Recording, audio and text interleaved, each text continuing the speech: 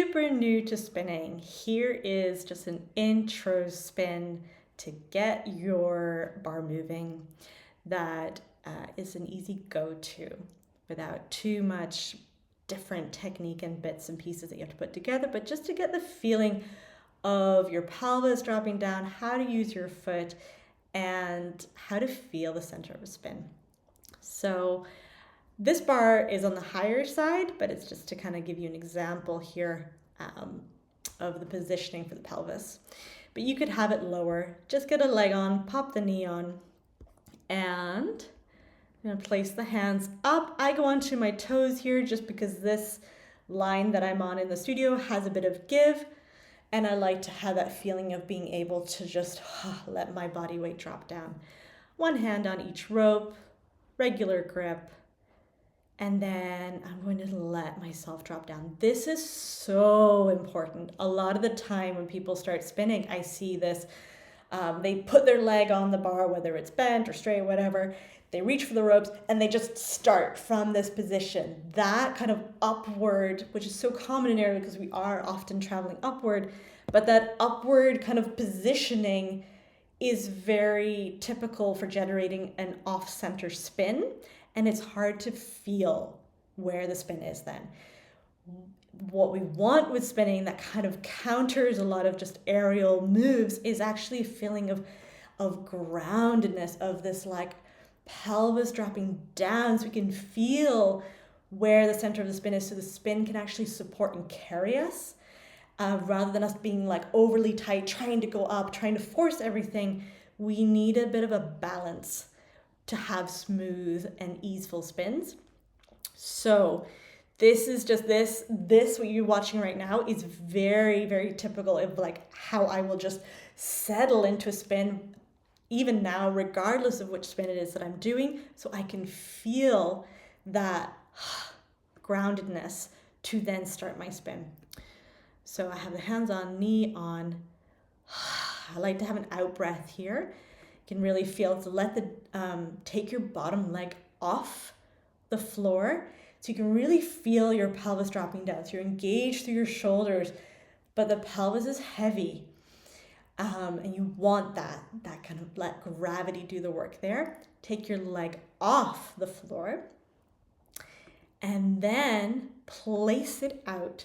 So this will be feeling, rather than putting it just straight down, which is what will also create an off-center spin because you're pushing yourself out rather than lifting the leg out, reaching the leg. If you think of this circle around you, so there's like right underneath you, the center point. So in this moment here, where I left off, here. This right here is center. Then there's this big circle here around that when I'm spinning, I want to think about being drawn to, like my leg is going to be drawn to, or my body is going to move out in with that. You're kind of working with the center point and the outside of the circle. If you can think of those two places. And I want to take my spinning leg and try and bring it to the outside. So I'm going to reach it out as far as I can while still hanging here. Then I'm going to start to turn. So you can see this one I let my leg bend, and that's fine. So it's very like just a simple little start, not trying to go for any crazy big spins, especially if you were newer to spinning, get nauseous or dizzy easily. This is what I would start with, just to introduce your body to it. So you can go either direction. I wouldn't be too picky here about which leg is on, which leg do you use on the floor, which direction are you going. There's a lot more on that in the split spin videos and talking about which direction and which ones that matter. But for this, you can go either. You can use either leg. So I have the leg here initially. I straightened it and lifted it out, placed it on the floor. Then it doesn't matter so much in this one which way you turn. You're just going to go in the direction that feels like you want to turn. Now I let my leg there soften and bend because especially if you're newer to spinning, trying to keep the straight leg on the floor And that way, if it feels easy for you and you have the mobility in your hip and all of that to easily rotate, that's great. If it feels stuck or it feels like you're always kind of like, oh, it just is kind of jarring, allow your knee to bend, but let the foot move. This is so much more important than just trying to keep a really straight leg and push yourself off the ground, is looking at, we want the foot to be really light and gentle on the floor rather than a pushing off. There's a whole video on using the foot on the floor, which you can get more detail on, but for this particular spin, it doesn't matter as much how much you do, but being gentle and letting it move, so thinking more polishing rather than pressing, will really help. So you can see I started to turn, I let it just see there, just a little bit through the toes. I'm light with it when I take it off, but I'm maintaining that like pelvis dropping down. So let's go again from the start. So bar could be lower, bar could be higher, leg could be straight here or bent. What works best for you? You just want to think about your pelvis being able to relax down. So if you feel like you have your leg on and your hip feels kind of crunchy, you're having to like adjust your body to be able to be in the position, then allow yourself to allow the leg to bend, lower the bar, whatever brings you into a place so that you can actually let things release more is what we're looking for. Then I reach up here, I go into my toes so that I have more space to soften. Wiggle the hips. I put the leg outside, not right underneath, think of that outside the circle. Then whichever direction, I go towards the leg here because I spin to the left usually, so I go towards my left leg, which is the one I chose as well to have on the ground. Like I said, it's not too important for this spin, which one you use and which way you go.